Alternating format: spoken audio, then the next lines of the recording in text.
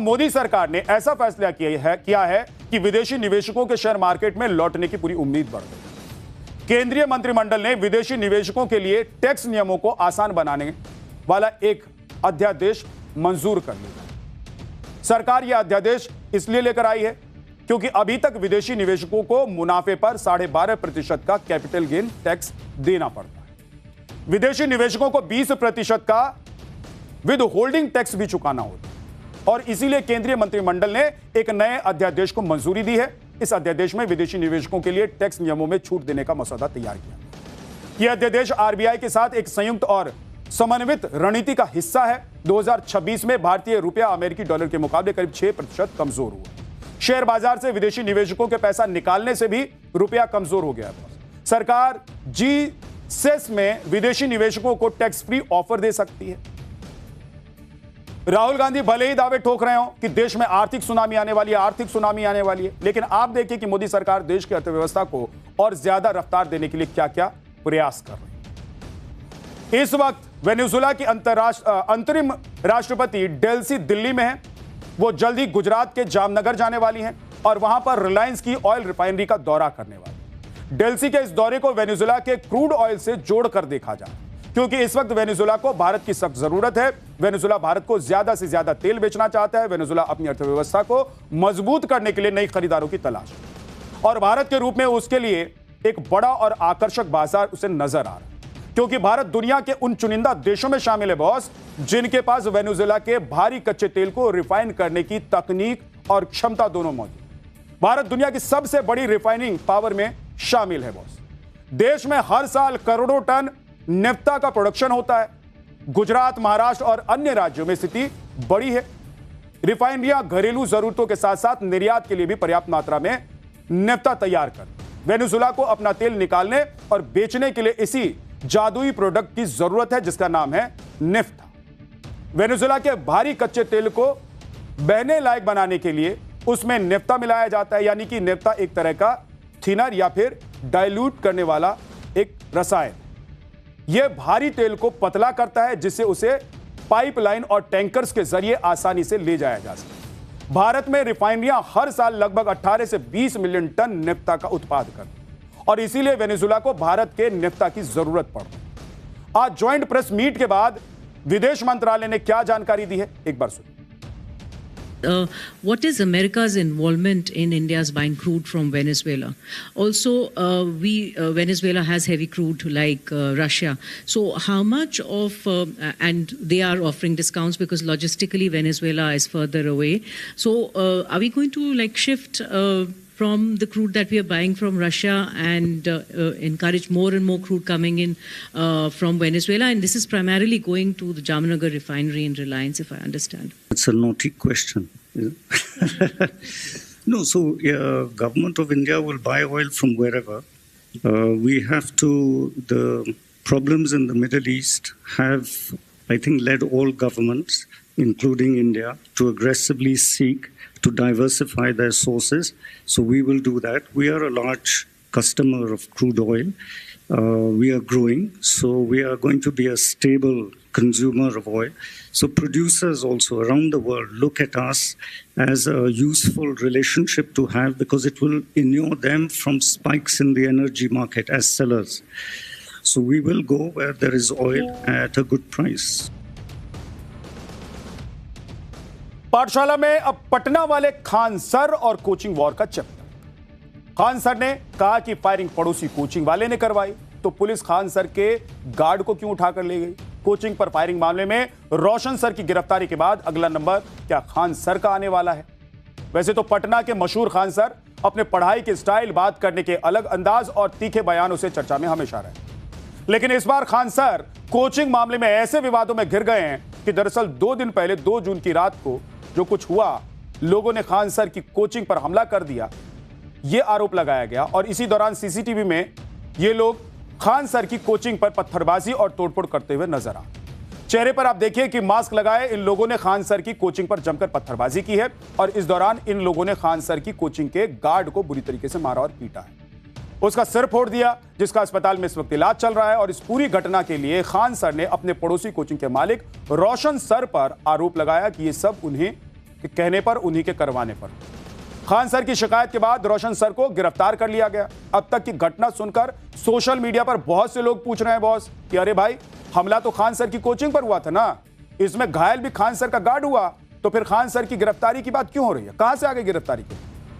अब इस मामले में एक हैरान करने वाला खुलासा हुआ है कि इस हमले के जवाब में खान सर के 2 गार्ड ने फायरिंग की। आगे बढ़ने से पहले आपको खान सर की कोचिंग पर हुए हमले की टाइमलाइन बता देता हूं। पटना में 2 जून की रात करीब 10 बजे खान सर के कोचिंग सेंटर यानी कि खान ग्लोबल स्टडीज पर हमला हुआ था।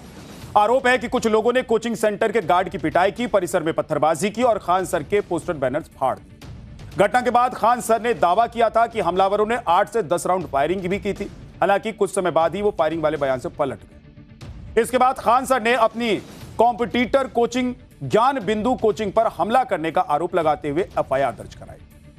पुलिस ने कार्रवाई करते हुए ज्ञान बिंदु कोचिंग के डायरेक्टर रोशन आनंद समेत 2 लोगों को गिरफ्तार करके जेल भेज दिया। आए कुछ असामाजिक तत्व लगे कि कहें कि कोचिंग उड़ा देंगे 2 दिन के अंदर, और गार्ड को मार के इतना लहूलुहान कर दिए कि अभी वो एडमिट है यहाँ पे। अभी देखिए क्या हो रहा है यहाँ पर, उसके बाद देखते हैं हम लोग यहाँ पे। लेकिन ये एकदम असामाजिक तत्व कोचिंग वाले हैं सब, ये 1-2 ठो यहाँ अभी उसको बयान दिया है, वो अभी हॉस्पिटल में है।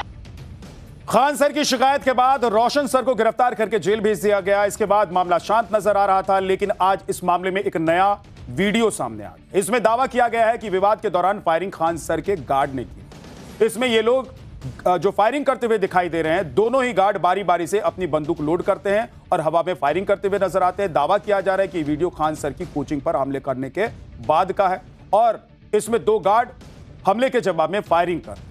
घनी आबादी वाले इलाके में ये लोग जिस तरीके से फायरिंग कर रहे हैं, उससे कोई बड़ा हादसा हो सकता था। इस वीडियो के सामने आने के बाद हर कोई हैरान है। लोग ये भी सवाल कर रहे हैं कि पढ़ाने वाले शिक्षकों को इस तरह के हथियार रखने की जरूरत क्यों पड़ रही है भाई?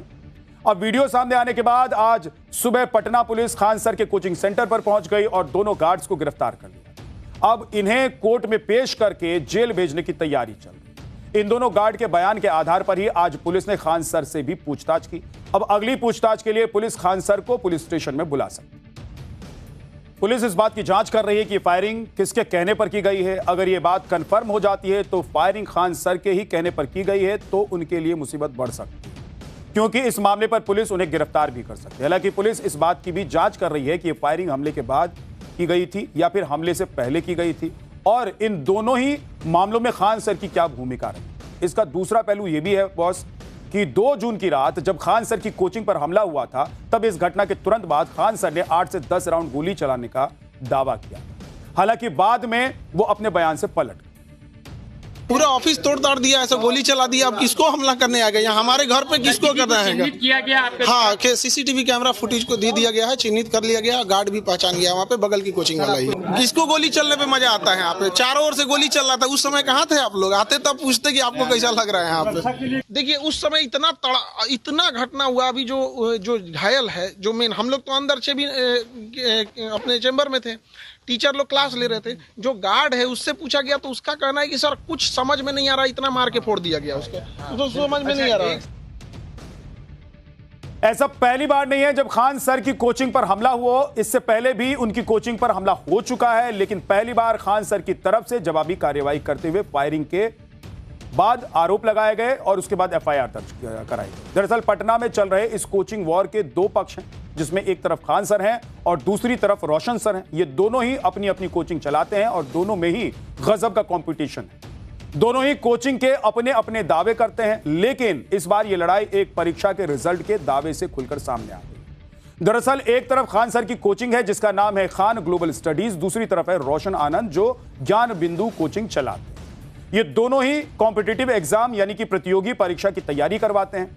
इन दोनों ही शिक्षकों से हजारों बच्चे ऑनलाइन और ऑफलाइन क्लासेस लेते हैं। इसके अलावा इन दोनों के अपने रिजल्ट को लेकर अपने अपने दावे। कुछ दिन पहले बिहार सिपाही भर्ती परीक्षा का नतीजा आया था, जिसमें करीब 19,000 उम्मीदवार पास हुए। इसमें खान सर की कोचिंग का दावा है कि उनके 12,000 स्टूडेंट्स सिलेक्ट हुए यानी कि पास हुए, जबकि रोशन सर का दावा है कि उनके 10,000 स्टूडेंट सिलेक्ट हुए।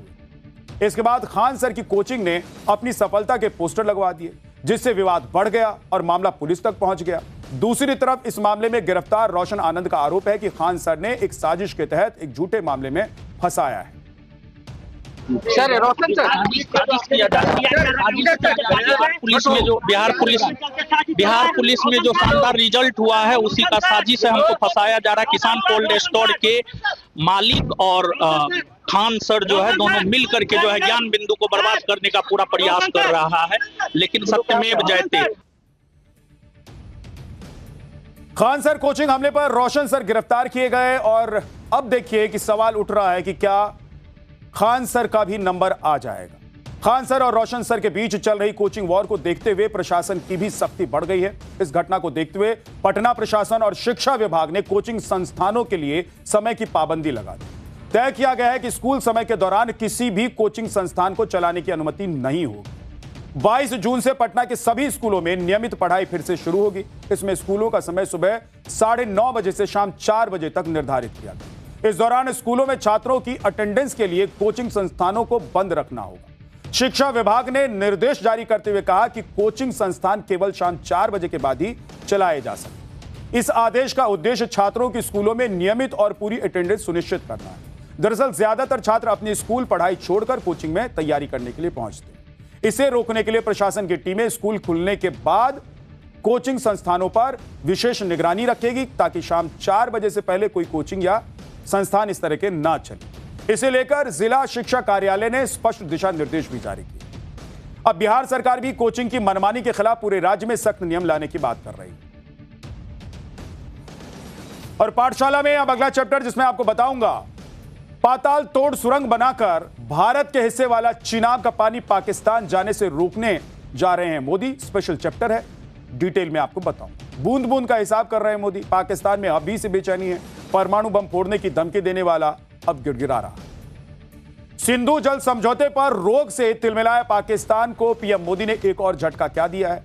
इस बार पीएम मोदी ने ऐसा प्लान तैयार किया है कि पाकिस्तान बूंद बूंद को तरस जाए।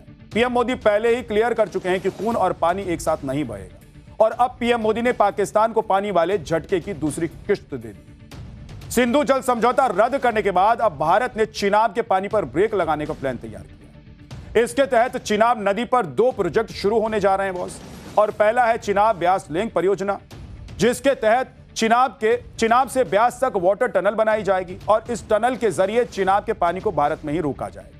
दूसरा प्रोजेक्ट है चिनाब तावी लिंक परियोजना। इस परियोजना के तहत चिनाब का पानी तवी नदी तक पहुंचेगा, जिससे जम्मू और आसपास के इलाकों में पानी की सप्लाई की जाएगी। आप देखिए कि जब ये दोनों परियोजना पूरी हो जाएंगी तो चिनाब के पानी पर भारत का पूरा कंट्रोल हो जाएगा। यानी कि भारत चिनाब नदी के पानी को जब और जितना चाहेगा इस्तेमाल करेगा और जब चाहेगा पाकिस्तान पर छोड़ेगा और नहीं चाहेगा तो नहीं छोड़ेगा। चिनाब प्रोजेक्ट कब पूरा होने वाला है पाकिस्तान में, इस खबर के बाद कैसे हाहाकार मचा हुआ है, आज ये सब बताने वाला। आप देखिए कि जो लोग कह रहे थे कि पानी के रुख को पीएम मोदी कैसे रोकेंगे, नदियों को कैसे मोड़ देंगे, नदियों का पानी रोकेंगे तो पानी कहां स्टोर करेंगे, उन्हें आज देखना चाहिए कि कैसे पीएम मोदी ने पाकिस्तान की टोटी बंद कर दी है।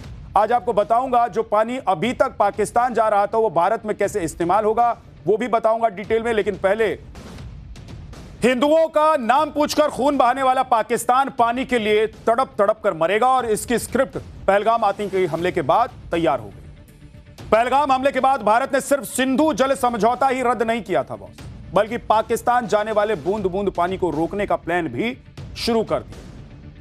अब भारत ने सिंधु नदी के बाद चिनाब नदी के पानी को न सिर्फ रोकने का प्लान बनाया है बल्कि इसे भारत में ही इस्तेमाल करने का भी गजब का प्लान तैयार किया।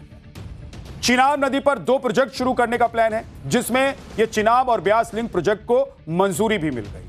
अब सोचिए कि इस देश में अभी तक जो नहीं हुआ वो सब कुछ हो रहा है और दुनिया देख रही है। और जो लोग कह रहे थे कि पाकिस्तान का पानी रोकेंगे तो क्या करेंगे, उन सबको जवाब मिल रहा है।